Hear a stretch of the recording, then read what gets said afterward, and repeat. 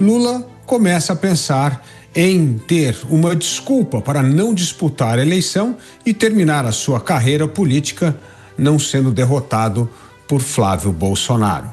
Em 2018, o PT perdeu nas urnas, mas como ficou comprovado depois, ele ganhou a hegemonia em todas as instituições.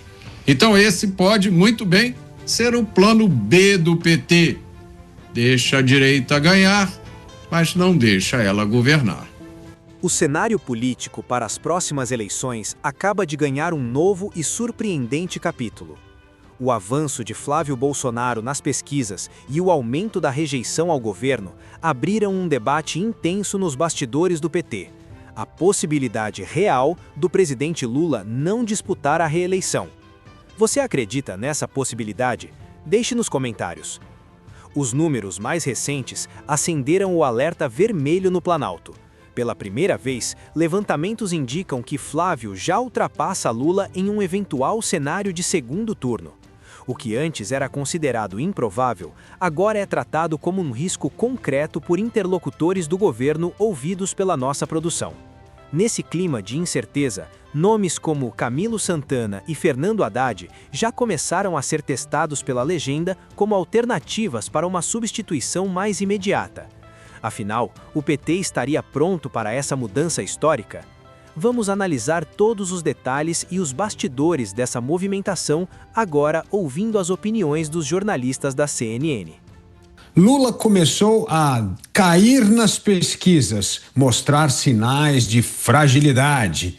E o que ele não quer é perder a eleição para Flávio Bolsonaro.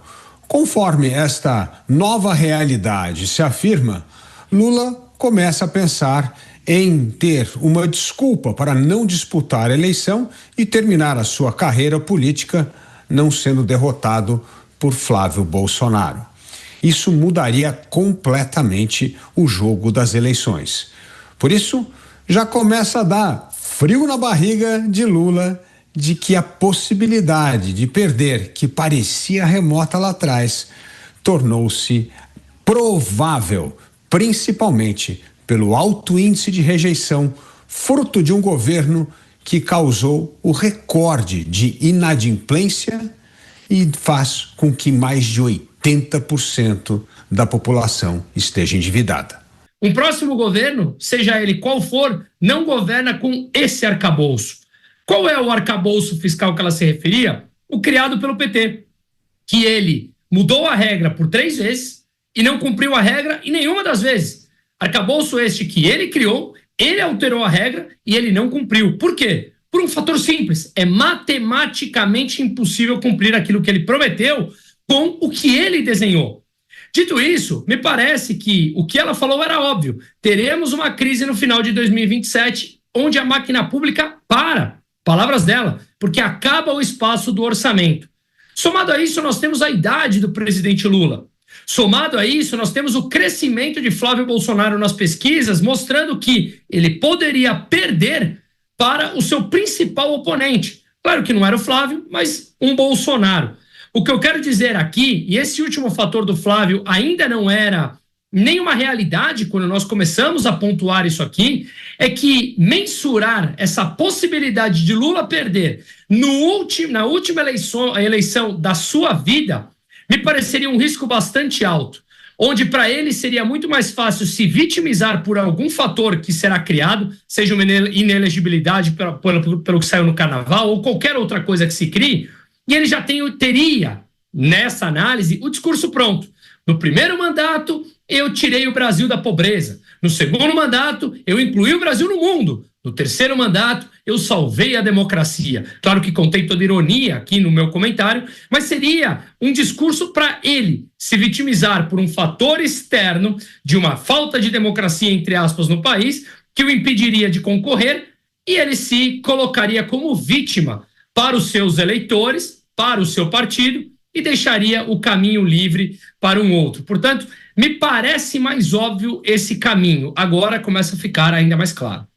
Em 2018, o PT perdeu nas urnas, mas como ficou comprovado depois, ele ganhou a hegemonia em todas as instituições. Então esse pode muito bem ser o plano B do PT. Deixa a direita ganhar, mas não deixa ela governar. É interessante essa análise do Mota. Deixa eu chamar o Cristiano Beraldo. Nós falávamos também sobre essa possibilidade nos últimos encontros. O Beraldo participou, inclusive, nos últimos dias aqui no estúdio em São Paulo. E o Beraldo também fazia reflexões a respeito das postagens, né, do presidente Lula, sempre vendendo uma imagem de uma pessoa muito saudável, que faz academia, que acaba participando de churrascos com a esposa, enfim. Uma vida além do gabinete, né, Beraldo? Dá para conectar também essas situações à possibilidade de ele não disputar? Bem-vindo. Pois é, boa noite, Caniato, boa noite, Mota, Dávila, Musa, boa noite, audiência que prestigia diariamente os Pingos nos Is. Realmente, Caniato, falávamos na semana passada, né, e eu manifestava essa minha preocupação ou constatação de que, em geral, quando se começa a postar vídeos de uma pessoa que já está aí nos 80 anos de idade, fazendo exercício, sempre querendo passar o vigor físico, isso mostra uma preocupação do lado deles de ter uma imagem de um candidato que está gozando do pleno vigor físico. E a gente se pergunta, mas por que isso virou um assunto? Por que isso virou uma preocupação? E, em geral, a gente vai descobrir que quando essas coisas acontecem é porque quem vive na intimidade, ali no convívio diário do candidato, está vendo que ele não está bem. E é natural que alguém com histórico de vida de Lula realmente chegue aos 80 anos querendo um outro tipo de dinâmica. Afinal de contas, não é fácil lidar com a rotina da presidência da República, que exige muito. Não é fácil lidar com os efeitos colaterais de um tratamento de câncer. Especialmente, não é fácil lidar com os efeitos de quase 2 anos no cárcere. Lembrando que, quando Lula assume esse terceiro mandato, segundo os relatos que são fartamente feitos por pessoas próximas a Lula, ou que foram próximas a Lula ao longo da vida, ele se isola e mantém no seu entorno muita gente que vem ali, que estava com ele na época do cárcere. Pois bem, com esta dinâmica, supor que Lula já não está com a saúde necessária para enfrentar com vigor mais uma eleição, é bastante razoável e seria compreensível.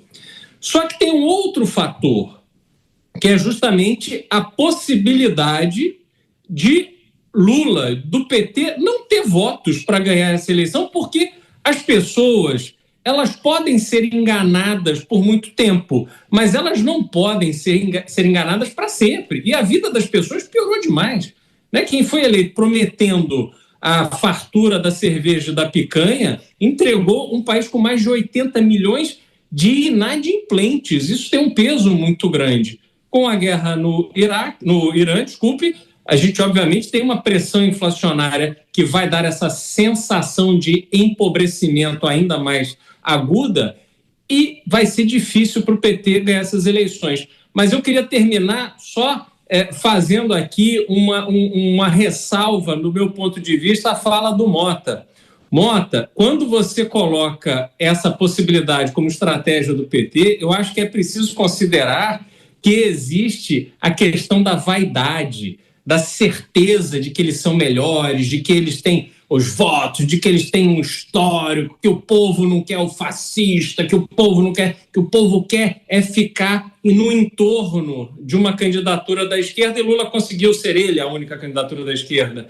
Então, eu não acredito, por tudo que tenho visto, que um pensamento pautado pela racionalidade, feito com os pés no chão, tem sido uma rotina dentro do Palácio da Alvorada. O cenário está mudando rápido e os próximos meses serão decisivos para o futuro do país. E você, o que acha dessa movimentação? Acredita que o PT vai mesmo apostar em um novo nome como Haddad ou Camilo Santana para enfrentar Flávio Bolsonaro? Ou Lula ainda é a única carta do partido?